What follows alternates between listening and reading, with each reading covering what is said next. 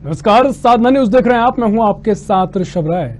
मध्य प्रदेश के कई जिलों में नगर निगम, नगर परिषद, पंच, सरपंच के चुनाव चरम सीमा पर हैं। इस बार बीजेपी हो या कांग्रेस, दोनों ही पार्टियां प्रत्याशी के रूप में युवा चेहरे को ही प्रमुखता से टिकट दे रही हैं। बीजेपी एक पद एक चेहरा के फॉर्मूले पर युवा चेहरों को प्राथमिकता दे रही है, वहीं कांग्रेस भी युवा चेहरों को मैदान में उतारकर प्रदेश के युवाओं को जोड़ने के प्रयास में लगी है। युवा कांग्रेस के प्रदेश अध्यक्ष डॉक्टर विक्रांत भूरिया भी युवा वर्ग को अपने साथ जोड़ने में लगे हुए हैं। हम बता दें कि डॉक्टर विक्रांत भूरिया आदिवासी नेता हैं और आदिवासी क्षेत्र को बखूबी समझते हैं और प्रदेश के युवाओं में पकड़ भी रखते हैं। राजनीति में उनका अपना विजन है और इसी विजन के साथ वह राजनीति में सक्रिय हैं। साधना न्यूज की स्टेट एडिटर शीतल रॉय के साथ एक साक्षात्कार में उन्होंने प्रदेश के विकास, राष्ट्रहित और धर्म पर खुलकर चर्चा की। आइए आपको भी दिखाते हैं। नमस्कार, मैं हूं शीतल रॉय।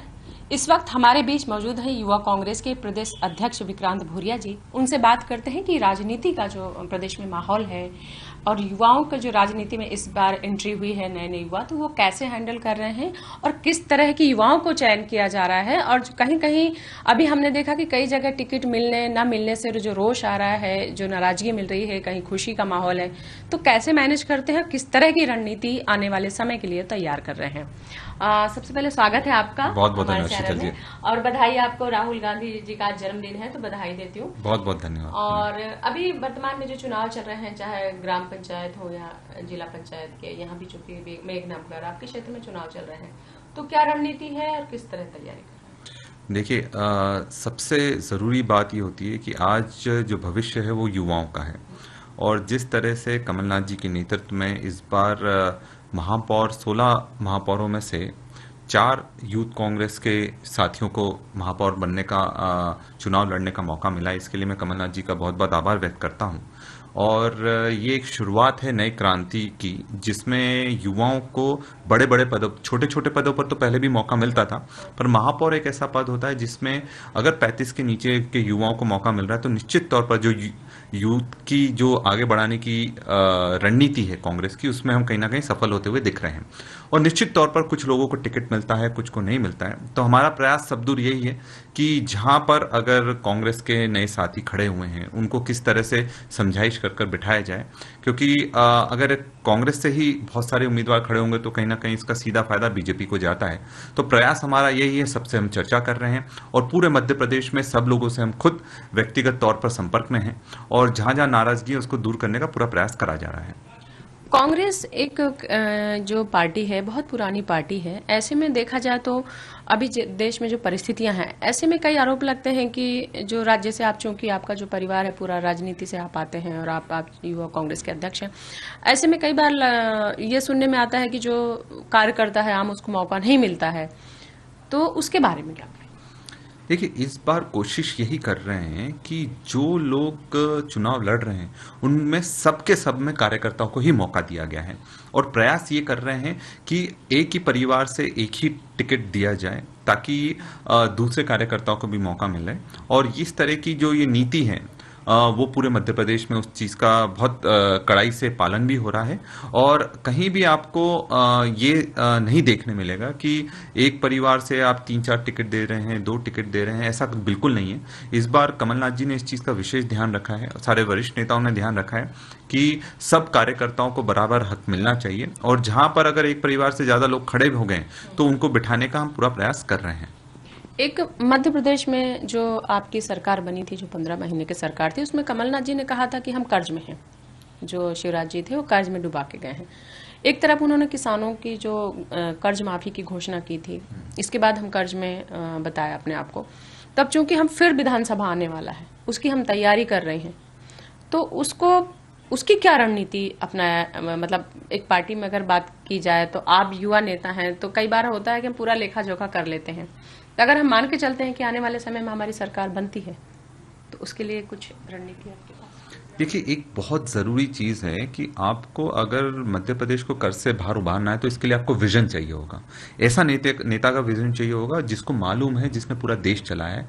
और कमलनाथ जी के रूप में उनसे बेहतर आज के समय में मध्य प्रदेश ना ही देश में कोई ऐसा नेता है जो ये वित्तीय हालत के बारे में और मैनेजमेंट से में गुरु उनको माना जाता है। और जिस तरह से जब 1.5 साल का हमारा कार्यकाल था कांग्रेस का, उसमें जिस तरह से कभी भी किसी भी योजना के लिए कभी लगा ही नहीं कि हमें पैसे की कमी है मध्य प्रदेश में, क्योंकि बाहर चाहे इंडस्ट्रियलिस्ट हों, बड़े बड़े इंडस्ट्रियलिस्ट हों, सब लोग भरोसे के दम पर ही मध्य प्रदेश में निवेश करेंगे। शिवराज सिंह चौहान जी के निवेश का अगर कहने पर निवेश करना होता तो उनके 18 साल 19 साल हमने देख लिए कि बाहर से एक भी कंपनी आकर यहाँ पर कोई इंडस्ट्री सेटअप नहीं कर पाई है। पर कमलनाथ जी के जब 15 महीने का जो कार्यकाल था उसमें बहुत सारी कंपनियां भी आ रही थी, बड़े बड़े आयोजन भी हो रहे थे, आईफा जैसे बड़े आयोजन जो पूरे विश्व में जिसका नाम है, मध्य प्रदेश को कहीं ना कहीं पूरे विश्व के पटल पर रखने में कमलनाथ जी सफल हुए थे। तो जब कमलनाथ जी के हाथ में भागदौड़ आएगी, और निश्चित तौर पर क्योंकि हम पूरे मध्य प्रदेश में घूम रहे हैं और युवाओं में एक जबरदस्त जोश है, और जिस तरह से बेरोजगारी को लेकर युवा परेशान है, किसान कर्ज के कारण परेशान है, यहां तक कि पहले एक नारा हुआ करता था जय जवान जय किसान। ये बीजेपी में पहली बार ऐसे देखने को मिला कि जवानों का भी शोषण करा जा रहा है और किसानों का भी शोषण करा जा रहा है, और युवा तो बहुत बुरी स्थिति में। पहले आपने देखा होगा कि मोदी जी ने 2 करोड़ रोजगार हर साल देने की बात करी थी, अब वो आ गए कि हम 1.5 साल में कुछ लाख रोजगार देंगे। तो ये सिर्फ जुमले से ज्यादा कुछ नहीं बचा है, सब लोग समझ चुके हैं। और आज जो युवा दर दर भटक रहा है, आप देख रहे होंगे कितनी ज्यादा हिंसा हो रही है, और बीजेपी ने कहीं ना कहीं हिंसा को बढ़ावा दिया है, वही चीज उनको वापस आ रही है। और भविष्य पूरी तरह से आम आदमी का, सामान्य लोगों का पूरी तरह से चौपट कर रख दिया सरकार आपने ने। कहा कि चूंकि यहाँ इन्वेस्टर नहीं आए हैं, 15 सालों की जो सरकार रही है, वहीं देखा जाए तो हर साल इन्वेस्टर मीट हुई है, करोड़ों खर्च भी हुए हैं। शिवराज जी, अब देखें कि इंदौर में हर साल इन्वेस्टर मीट हुई है, जिसमें से बाहर से इतनी सारी कंपनी आई हैं, इतने सारे एमओयू साइन हुए हैं। तो ऐसे में आप किस विभाग पे कह रहे हैं? चूंकि मैंने अभी विजिट नहीं किया है, शायद हम लोग जब इन्वेस्टर मीट होती तब पता चलता है इतने करोड़ करार हुआ, इतना हुआ, लेकिन उसके बारे में थोड़ा प्रकाश डालिए। देखिए, कमलनाथ जी ने कभी भी इन्वेस्टर मीट नहीं करवाई है, समिट। उनका सीधे सीधा कहना था जिसको इन्वेस्ट करना वो आएगा और इन्वेस्ट करेगा, और वो सीधे सीधे फेथ के आधार पर होता है, उसमें कितना ज्यादा उनकी आस्था है। और कमलनाथ जी एक ऐसा चेहरा है जिससे ऐसा कोई भी कॉमर्स मिनिस्टर रहे पूरे देश के, तो ऐसा कोई भी बड़ा इंडस्ट्रियलिस्ट नहीं है जो उनके संपर्क से परे है। हम छिंदवाड़ा मॉडल की क्यों बात करते हैं? हर बड़ी बड़ी कंपनी की जो चाहे वो ट्रेनिंग की बात कर लें, सेंटर्स की बात कर लें, या फिर कंपनियों की बात कर लें, सब छिंदवाड़ा में उन्होंने खोलकर दिखाया है कि उनका प्रभाव के कारण ही वहां आ रहे हैं। कोई शिवराज सिंह चौहान जी के प्रभाव के कारण वहां इंडस्ट्री लगाने नहीं आ रहे हैं। और यही चीज आगे भी देखने को मिलेगी कि जितनी इन्वेस्टर समिट बीजेपी ने करी है, शिवराज सिंह चौहान ने करी है, आज वो एक व्हाइट पेपर जारी कर दें, श्वेत पत्र जारी कर दें कि इतना ज्यादा उनने उसमें खर्चा करा, जितना खर्चा उनने इन्वेस्टर मीट में करा है उतने के तो इन्वेस्टमेंट ही नहीं आए। और ये हकीकत है।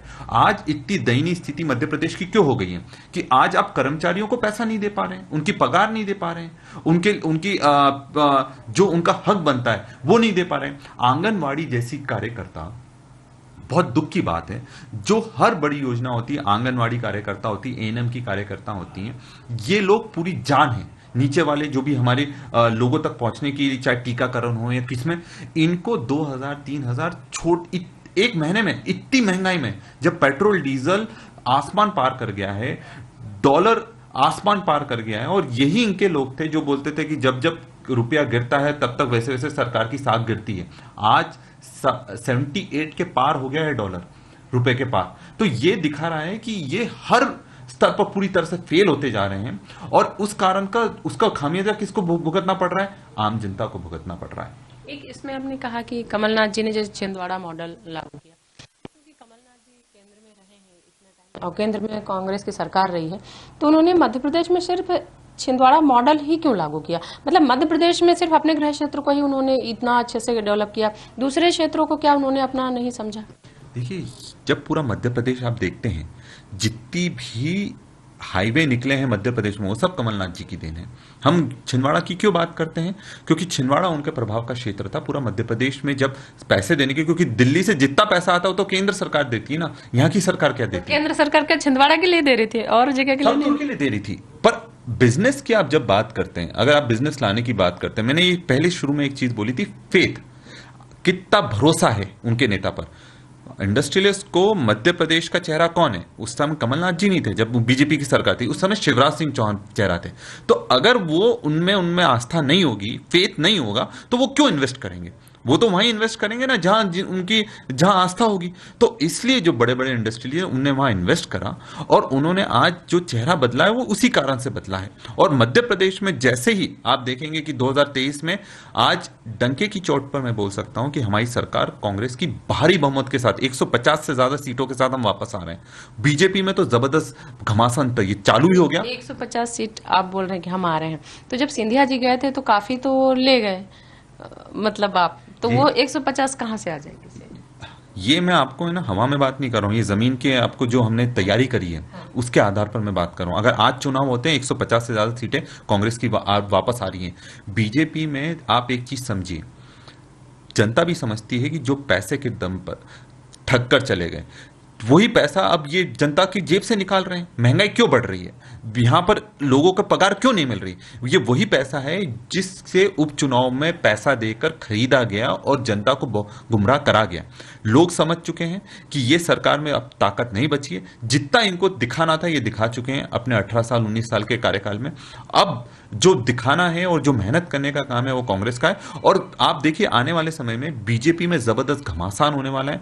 बहुत सारे विधायक कमलनाथ जी के संपर्क में है और आप देखेंगे जैसे जैसे ये चुनाव पास आते जाएंगे एक बहुत बड़ा तबका बीजेपी से टूटकर वापस कांग्रेस में आस्था दिखाने की कोशिश करेगा और निश्चित तौर पर बीजेपी का एक बहुत बड़ा तबका कांग्रेस से जुड़ने के लिए तत्पर बैठा हुआ है। मतलब आप चुनाव के पहले बम फोड़ने वाले? निश्चित तौर पर बहुत बड़े बम फूटेंगे, क्योंकि ये जो झूठ बोलकर ये लोगों को ले गए हैं, जनता को गुमराह करा, क्योंकि जनता ने कांग्रेस को मैंडेट दिया था। ये 5 साल का मैंडेट कमलनाथ जी को मिला था और इसको छल कपट से ये जरूर ले गए पर ये चला नहीं पाएंगे। और जनता ने ये सब देख लिया, इनकी भाषण और इनकी जो खोखले आश्वासन है, हर जनता समझ गई। कर्मचारी वर्ग जबरदस्त परेशान है, प्रशासनिक वर्ग जबरदस्त परेशान है, उनको चपरासी से ज्यादा कुछ नहीं रखा है। और इनके मंत्री और इनके विधायक खुद बोलते हैं कि हम चपरासी ज्यादा कुछ नहीं बचे, क्योंकि जिसकी चलती है वो ऊपर भोपाल में शिवराज सिंह चौहान जिस कर्मचारी या फिर जिस IAS ऑफिसर को बोल देते हैं, 2-3 IAS ऑफिसर्स की चल रही है, बाकी किसी की नहीं चल रही। और जनता के आंसू पोंछने के लिए इनके पास कुछ भी नहीं बचा है और पूरी तरह से इनका पर्दाफाश हो चुका है। अब बात करें, अगर हम पर्यटन के क्षेत्र की बात करते हैं, मध्य प्रदेश एक ऐसा प्रदेश है जहां सतपुड़ा की पहाड़ियों से लेकर चाहे नर्मदा हो, घाट हो, सारी जो प्राकृतिक सौंदर्य यहाँ है। तो क्या कारण है कि पर्यटन के क्षेत्र में हम पिछड़े हुए हैं दूसरे जगहों से? देखिए, पर्यटन एक बहुत मजबूत क्षेत्र है जिसमें मध्य प्रदेश आगे बढ़ सकता है, क्योंकि मेरा ये मानना है पूरे देश में मध्य प्रदेश जैसे जो स्ट्रैटेजिक लोकेशन हो सकती है, जो इसकी जगह है कि 5 राज्यों से घिरा हुआ है, पूरे देश का दिल कहा जाता है इसको, उसके बाद भी यहाँ पर्यटन आप नहीं विकसित कर पाए। क्योंकि सीधी सीधी बात है, इस सरकार का सिर्फ झूठी घोषणाओं में करने तक ही ये सीमित रहे। जो पर्यटक क्षेत्र आप मध्य प्रदेश में हम बात कर लें, कट्टीवाड़ा की बात कर लें, क्योंकि हम आज जिस अंचल में बैठे हुए झाबुआ अलीराजपुर के, यहाँ कट्टीवाड़ा इतना जबरदस्त अंचल पर्यटन के रूप में विकसित हो सकता था। और जब हमारी 1.5 साल की सरकार आई थी, इसके पहले तो कांग्रेस की सरकार रही है, तो मतलब देखिए ये पूरे आप एक डेकेड की बात कर रहे हैं, एक मतलब 20 साल पहले जितने भी आप बिजली की जो कमी दूर हुई है, जितने भी बांध परियोजना दिग्विजय सिंह जी लेकर आए थे, क्योंकि उस समय उनको उसका फायदा नहीं मिल पाया, क्योंकि ये भविष्य की योजनाएं थी। बांध 2-3 साल में नहीं बनते हैं या परियोजनाएं 2-3 साल में नहीं होती, इसको समय लगता है।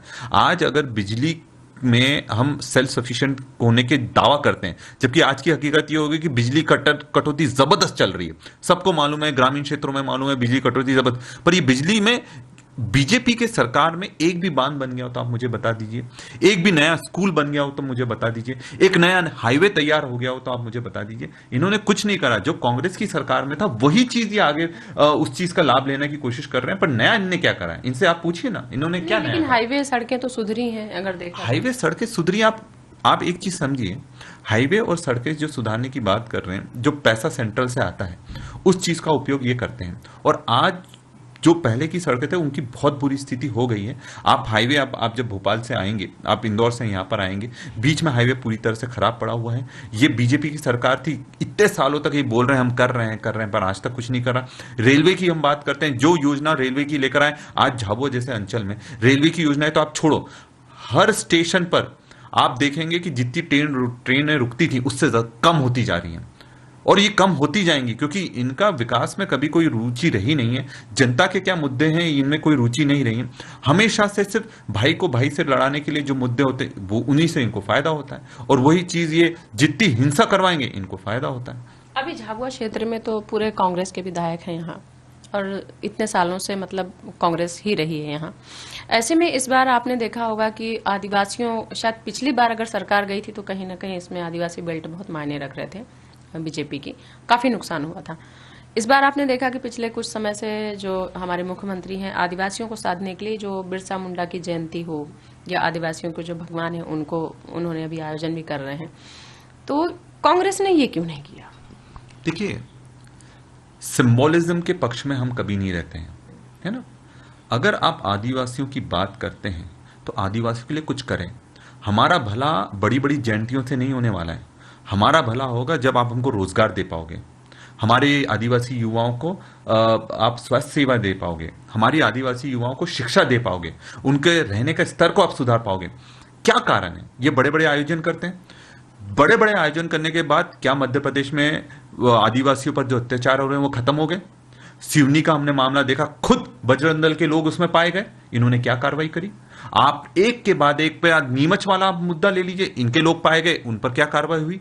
उस समय तो झूठे आंसू बहाकर बोले हम फांसी चढ़ा देंगे। एक जन को खास फांसी हुई क्या? आप बताइए। फास्ट ट्रैक कोर्ट की बात करते हैं, एक जन को भी फास्ट ट्रैक कोर्ट में फांसी हुई क्या? नहीं हुई। आप नीमच की घटना ले लीजिए, खंडवा की घटना ले लीजिए। तो ये जो गलत सिंबोलिज्म की बात करते हैं कि टोकनिज्म, कि हम टोकन दे देंगे, हम इनके नाम पर रख दें। नाम पर रखने में आदिवासियों का क्या रक्षण हो रहा है? मेरे को आप बताइए। क्या बिरसा मुंडा जी का, चाहे टांटा मामा का पहले वर्चस्व नहीं था? क्या आप जब आपने बोलना शुरू करा तभी उनका वर्चस्व हुआ? अगर इस तरह का इनका अहंकार है तो ये बिल्कुल गलत है। हम बोलते हैं कि आप हमारे लोगों के लिए कुछ करिए, सिर्फ जयंतियों तक सीमित मत रखिए या उनको फूल चढ़ाने तक मत सीमित रखिए। भोपाल में जब बिरसा मुंडा जयंती मनाई जा रही थी, नरेंद्र मोदी जी खुद आए थे। 13 करोड़ रुपए ट्राइबल सब प्लान का रुपया, जो 13 करोड़ था, वो जो कि स्वास्थ्य, शिक्षा और सेवा में उपयोग होना था आदिवासी समाज के, वो ट्रांसपोर्टेशन में लोगों को लाने के लिए वहां उपयोग कर लिया गया। तो ये इस तरह का टोकनिज्म के बिल्कुल आदिवासी पक्ष में नहीं है। लगातार हमारे आंदोलन बढ़ते जा रहे हैं, जो सामाजिक संगठन है उनके आंदोलन बढ़ते जा रहे हैं। अभी बहुत बड़ा आंदोलन फिर से हुआ, हम खातेगांव में गए। खातेगांव में इतना बड़ा आंदोलन आदिवासियों का हुआ, आदिवासियों को जानबूझकर जबरदस्ती जेल में बंद करा जा रहा है। तो ये सब चीजें लोगों को दिख रही है, समाज को दिख रही है। हम लड़ते आए और समाज पूरा ताकत से हमारे साथ खड़ा हुआ। आदिवासी, आप चूंकि आदिवासी के नेता हैं और आदिवासियों के बीच में रहते हैं, तो क्या चाहते हैं आदिवासी? मतलब एक उनका जो रहता है ना कि कई बार होता है कि आजकल हर समाज, हर आरक्षण, ये वो सब कुछ चाहिए, लेकिन वो कभी कुछ नहीं बोलते हैं। तो आप उनके लिए ऐसी क्या योजनाएं, क्या आपने भी अपने एक दिमाग में बैठा लिया होगा कि हमें इनके लिए ये करना है, तो क्या रिक्वायरमेंट है? मतलब कैसी योजना उन पे ऐसी होनी चाहिए जिनका उत्थान? सबसे बड़ी हमारी मांग क्या है? जल, जंगल और जमीन, हमारी संस्कृति, इसकी रक्षा करने के लिए आज हम लोग जो युवा है पूरी ताकत से कर्तव्यबद्ध है और निष्ठाबद्ध तरीके से इस चीज की लड़ाई लड़ रहा है। धीरे धीरे जमीनों का प्राइवेटाइजेशन कर दिया जा रहा है। पूरे तरह से जो लैंड बिल हुआ था, जो भूमि अधिनियम आया था, उसको पूरी तरह से डाइल्यूट करने के लिए, उसको शिथिल करने के लिए दिल्ली से प्रयास लगातार चल रहा है। बड़े बड़े उद्योगपतियों को फायदा कैसे पहुंचाया जाए, हमारी जो जंगल, जल जंगल जमीन है उसको कैसे लिया जाए, पैसा कानून, इतने सालों से पड़ा हुआ है, ये बोल रहे हैं कि हम करेंगे करेंगे, कुछ नहीं करा। 5वीं और 6वीं अनुसूची की लागू किया था। पैसा कानून कहाँ लागू हुआ? आप देखिए ना, उसमें जो नियम बनाने थे सरकार को, नियम ही नहीं बने आज तक। ये हकीकत में बता रहा हूं, जब तक 5वीं 6वीं अनुसूची के आपके इसके जो नियम ड्राफ्ट सरकार नहीं करेगी, वो पूरा खेल नियम ड्राफ्ट करने के आधार पर ही है। मतलब ये जो पैसा कानून बनाया था तब चल रहा है ऐसे ही। आप जमीन पर देखिए ना, कहाँ लागू हुए हैं। और ये सीधे सीधे इसका पूरी तरह से सरकार इसमें दोषी है, वो करना नहीं चाहते हैं। धीरे धीरे आप मेरे को एक चीज बताइए, जब आदिवासियों की हम बात करते हैं, एक आरक्षण में प्रमोशन कर एक व्यवस्था हुई थी जिसमें कि आरक्षित वर्ग को प्रमोशन में आरक्षण मिला जाए। खुद इन्होंने कोर्ट में जाकर उसका विरोध करा। जो जज ने ये इसके खिलाफ निर्णय दिया हाई कोर्ट में, खानविलकर जी थे, उनको आपने प्रमोशन कर दिया दिल्ली। तो ये अपने आप में बताता है कि इनकी मंशा क्या है। चाहे आप ओबीसी के आरक्षण की बात ले लीजिए, धीरे धीरे धीरे धीरे ये पूरी तरह से सबको खत्म करना चाहते हैं, आरक्षित वर्गों को खत्म करना चाहते हैं। और आप सबकी बात करो ना, आप सबके लिए काम करो, पर झूठा बोलकर आप दिलासे में रहकर उनके साथ जो विश्वासघात आप कर रहे हो, ये जनता बहुत ताकत से देख रही है और इसका जवाब इनको 2023 और 2024 के चुनाव निश्चित तौर पर मिलेगा। एक आपने बात कहा कि जो आदिवासियों की जो समस्या है, आपने कहा कि उनके संस्कृति बचाने का, उनका जो मेन बचाने का, अभी कुछ समय से देखने में आता है, शायद पूरे देश में भी ऐसे मामले होते हैं, लेकिन ये वाले बेल्ट में आज धार झाबुआ या अलीराजपुर बेल्ट में ज़्यादा होते हैं, धर्म परिवर्तन के मामले आ रहे हैं, ज़्यादातर आज आदिवासियों में देखने को मिलते हैं। कई बार मतलब एक संस्कृति जो आदिवासी जो समाज की लड़की है गैर समाज में जा रही है, तो कहीं ना कहीं उसका धर्म परिवर्तन हो रहा है, दूसरे स्टेट में जा रही हैं। तो क्या कारण है? पहले तो इनकी एक जो प्रथा है कि अपने समाज में करके इनके जो एक दहेज वाली जो प्रथा होती है, तो अभी क्या कारण है कि ये लोग दूसरे समाज में लड़कियां भेजने को मजबूर है? इससे तो धीरे धीरे संस्कृति वाकई विलुप्त हो जाती है। एक चीज आपको इसमें बहुत बारीक चीज बताएं, हमें आरक्षण किसके आधार पर मिला है? जाति के आधार पर मिला है कि धर्म के आधार पर मिला है? तो जाति के आधार पर मिला है। हम प्रकृति पूजक हैं और हमारे समाज में सब स्वतंत्र है कि कौन क्या करना चाहता है। जबरदस्ती आप नहीं कर सकते हो। ये समाज को बांटना चाहते हैं। हम कभी भी, आदिवासी समाज अकेला ऐसा समाज बचा है जो अपनी संस्कृति को, अपनी सभ्यताओं को बचाकर रखना चाहता है। आप कुछ थोपो मत। अंग्रेज हम पर नहीं थोप पाए तो ये कैसे थोप सकते हैं? और सिर्फ आप कुछ लोगों को बाहर करने के रास्ते में कि इनको बाहर कर दिया जाए, ये चीज के बिल्कुल भी कोई भी पक्ष में नहीं आएगा। और ये जिस तरह के भाई को भाई से लड़ाने के जब जब ये पक्ष में धारी रहेंगे, पूरा समाज इनके खिलाफ खड़ा रहेगा। आप स्वतंत्र रखिए कि आदिवासी समाज क्या करना चाहते हैं, इसका निर्णय आदिवासी समाज लेगा। बाहर पर बैठे लोगों को यह अधिकार नहीं है कि वो निर्धारित करें कि हमारा समाज क्या करेगा और क्या नहीं करेगा। लेकिन मैंने तो पूछा कि जो गैर समाज में जो लड़कियां जा रही, क्या कारण आ रहा है? तो गैर समाज में आदिवासी समाज की लड़की है, अगर मान लो राजस्थान या जैन समाज में चली गई है, दूसरे में शादियां, क्योंकि मैंने अभी स्टोरी भी की थी, इसका एक मंच भी है जो बन गया, युवा मंच आदिवासियों में युवा मंच बना है जो इसके विरोध में है।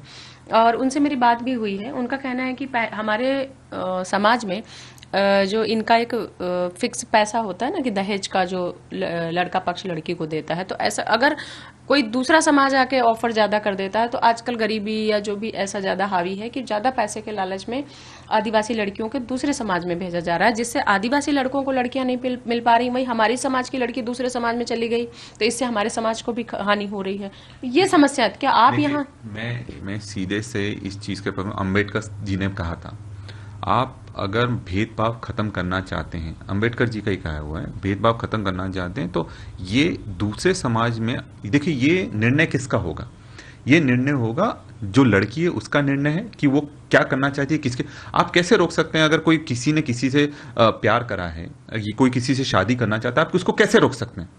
मैं इस चीज के बिल्कुल पक्ष में नहीं हूं। अगर वो ये निर्णय लेना चाहते हैं कि मुझे किससे शादी करनी है, किसको हमसफर चुनना है, तो इस चीज की स्वतंत्रता होना चाहिए। ये हमारे देश का संविधान इस चीज की अनुमति देता है। अगर आप दूसरे समाज में अगर वो जा रहे हैं, हाँ, अगर उसका वहां शोषण हो रहा है, उस चीज के मैं खिलाफ हूं कि अगर हमारे समाज की लड़कियों का किसी भी तरह से कहीं भी शोषण हो रहा है और उनको पैसे के प्रलोभन, परिवार को पैसे का प्रलोभन देकर अगर उसको गलत जगह धकेला जाता, उस चीज के मैं विरोध में हूँ। प्रलोभन की ही तो बात है, क्योंकि लड़की को तो पता ही नहीं, पूछा ही नहीं जाता है। मेन मुद्दा क्या है? मेन मुद्दा ये है कि अगर कि पैसे के दम पर, क्योंकि आज की जो लड़कियां हैं सब पढ़ी लिखी, हम क्यों बोलते हैं समाज में जागृति आना चाहिए, पढ़ा लिखा होना चाहिए समाज, सभ्य समाज होना चाहिए, नौकरियां पेशा होना चाहिए। सिर्फ मजदूरी करना हमारा काम नहीं है, हमारा काम पढ़ लिख कर आगे बढ़ना है, खुद के बिजनेस तैयार करना, तभी समाज सक्षम बन पाए। सिर्फ एक दो लोगों के सक्षम बनने से समाज सक्षम नहीं बनेगा, उसमें सबको अपना महत्वपूर्ण भूमिका लगाना पड़ेगी। और हमने ये देखा है कि जहां भी 18 साल के ऊपर बालिग लड़की होती है, हमारे यहाँ भील पंचायतें बैठती हैं, अलग अलग पंचायतें समाज में बैठती हैं और वो इस चीज़ का निर्णय करती हैं। हम कोशिश करते हैं कि पुलिस तक भी ये बात नहीं जाए, पर अगर लड़की तैयार नहीं होती है और लड़की अगर किसी के साथ जाना चाहती है तो इसमें प्रशासन पूरी ताकत से उस चीज़ की मदद करता है। और लड़की निश्चित तौर पर, तभी तो हमने बोला है कि 18 साल के नीचे शादियां नहीं होना चाहिए, ताकि तब तक एक मानसिक विकास हो जाता है, लड़की अपना अच्छाई बुराई खुद समझ सकती है। और यही चीज को हम आगे बढ़ा रहे हैं कि आप जागृति लेकर आए। पुरानी जो, अगर मान लो कि कुछ ऐसी कुरीतियां हैं उनको हटाने का, जैसे दहेज प्रथा की हम बात करते हैं, दहेज प्रथा के लिए भी यहाँ पर बहुत सारे ऐसे आंदोलन चले थे कि कम से कम दहेज प्रथा खत्म होना चाहिए, ताकि इस तरह की चीजें, क्योंकि ये संविधान में नहीं आती हैं, और उस चीज पर लगातार समाज के सुधार के रूप में, क्योंकि आप जबरदस्ती थोपेंगे तो कोई नहीं मानेगा, इसको समाज में किस तरह से सुधार के रूप में करा जाए, उस तरह से समाज का युवा जागृत हो चुका है और निश्चित तौर पर हम काम कर रहे हैं उसमें। एक आखिरी सवाल पूछूंगी मैं आपसे, पार्टी से हटके, न कांग्रेस का न भी। एक आप नेता हैं, और नेता एक जो आपके पीछे जो जनता होती है उसके आइकॉन होते हैं, आदर्श होते हैं। ऐसे में जो देश में जो परिस्थितियां हो रही हैं, कहते हैं एक सभ्य समाज, एक अच्छे शिक्षित राज्य, सभ्य राष्ट्र के लिए विपक्ष का मजबूत होना बहुत जरूरी है, चाहे कोई भी सत्ता हो।